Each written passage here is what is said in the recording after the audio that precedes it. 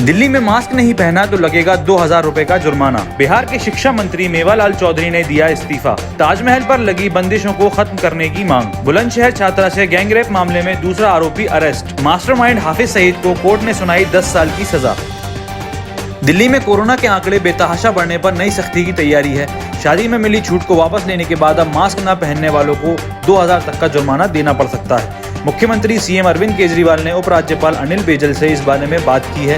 पहले मास्क न पहनने पर 500 रुपए का जुर्माना था।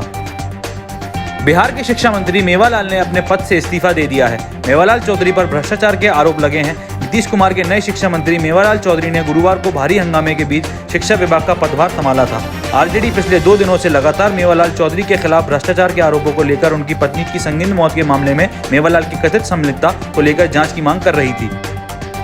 दिल्ली में कोरोना के बढ़ते मामलों के बीच हाईकोर्ट ने तल्ख टिप्पणी की है। कोर्ट ने दिल्ली सरकार को कहा कि आपने अब तक जो प्रयास किए हैं वो नाकाफी हैं। ये प्रयास बहुत देर से शुरू किए गए। शादी समारोह में आपने 200 लोगों तक को एक साथ इकट्ठा होने की इजाजत दे दी, जबकि कोरोना का संक्रमण लगातार बढ़ रहा था। आगरा की बेबसी पर नगर निगम के महापौर नवीन जैन ने प्रधानमंत्री नरेंद्र मोदी को पत्र लिखा है। पत्र में लॉकडाउन खत्म होने के बाद ताजमहल पर लगी बंदिशों को खत्म करने के लिए गुजारिश की है। मेयर ने इन कारणों का भी जिक्र किया है जिनके चलते आगरा का हाल बेहाल है। मेयर इन बंदिशों को खत्म करने की मांग कर रहे हैं। पश्चिम बंगाल के कूच बिहार में पुलिस का बीजेपी कार्यकर्ताओं पर जबरदस्त लाठीचार्ज हुआ है। एक पार्टी कार्यकर्ता की हत्या के मामले में बीजेपी कार्यकर्ताओं ने रोड ब्लॉक किया था तो पुलिस ने ताबड़तोड़ लाठियां चलाई। बीजेपी कार्यकर्ताओं ने बंद का आह्वान किया था। उत्तर प्रदेश के बुलंदशहर जिले के अनूप शहर में गैंगरेप मामले में दूसरे आरोपी को भी गिरफ्तार कर लिया गया है। पुलिस ने अनूप शहर के नामजद गैंगरेप आरोपी कमरुद्दीन को तत्काल प्रभाव से गिरफ्तार कर जेल भेज दिया था। इसके बाद 2 आरोपी फरार चल रहे थे। फरार आरोपियों के सिर पर पुलिस ने 15-15 हजार रुपए का इनाम घोषित किया था।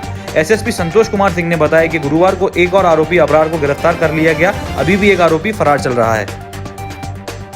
बीती 3 नवंबर की देर रात दोस्त के साथ लॉन्ग ड्राइव पर निकली मध्य प्रदेश की रहने वाली पूजा शर्मा की हत्या मामले में पुलिस ने 3 लोगों को गिरफ्तार किया है। गिरफ्तार किए गए 2 आरोपी हरियाणा से हैं तो एक मध्य प्रदेश का रहने वाला है। आपको बता दें कि गाड़ी के लूट के इरादे से 26 वर्षीय पूजा शर्मा की हत्या की गई थी। गाड़ी लूटने में असफल होने पर बदमाशों ने पूजा शर्मा को गोली मार दी थी। आतंकी संगठन जैश-ए-मोहम्मद का दिल्ली नेटवर्क सामने आया है। दिल्ली में रहने वाले एक शख्स के तार जैश के गिरफ्तार 2 आतंकियों के साथ जुड़ा हुआ बताया जा रहा है। दिल्ली वाले इस शख्स की लोकेशन कई बार बांग्लादेश बॉर्डर पर भी मिली है। जांच एजेंसियों को दिल्ली में 1 और कश्मीर में 4 लोगों की तलाश है। मुंबई हमले के मास्टरमाइंड हाफिज सईद को पाकिस्तान की एंटी टेरर कोर्ट ने 10 साल की सजा सुनाई है।